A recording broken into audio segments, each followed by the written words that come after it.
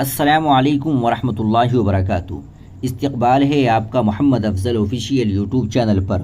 ناظرین کرام، غیر مسلم نوجوان سے محبت کی شادی کا دردناک انجام۔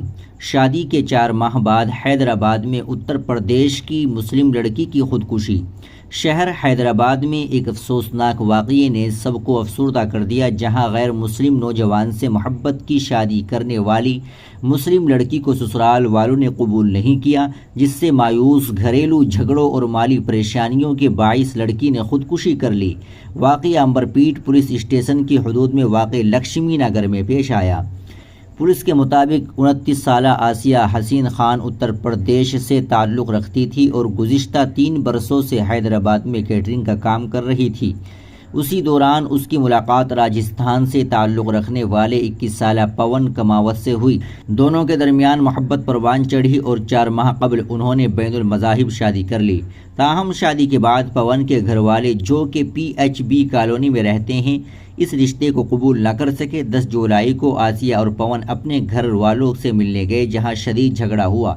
آسیہ واپس اپنے کرائے کے مکان میں آ گئی، جبکہ پون وہیں رک گیا۔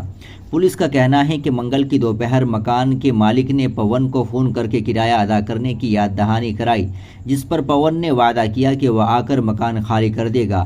جب وہ شام کو آسیہ کے گھر پہنچا تو وہ اسے پنکھے سے لٹکی ہوئی ملی۔ آسیہ نے خودکشی کر لی تھی۔ اس واقعے سے صدمے میں آئے پون نے بھی اسی پنکھے سے پھندا لے کر جان دے دی۔ چہارشنبہ کی رات مقامی افراد کی اطلاع پر پولیس موقع پر پہنچی، نعشوں کی تحویل میں لے کر پوسٹ مارٹم کے لیے بھیج دیا اور کیس درج کر کے تحقیقات شروع کر دی ہے۔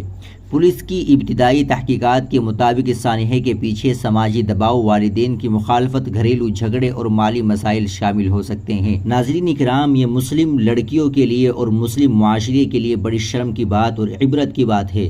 آپ اس ویڈیو کو زیادہ سے زیادہ شیئر کریں، لائک کریں اور چینل کو بھی سبسکرائب کر لیں۔ السلام علیکم ورحمۃ اللہ وبرکاتہ۔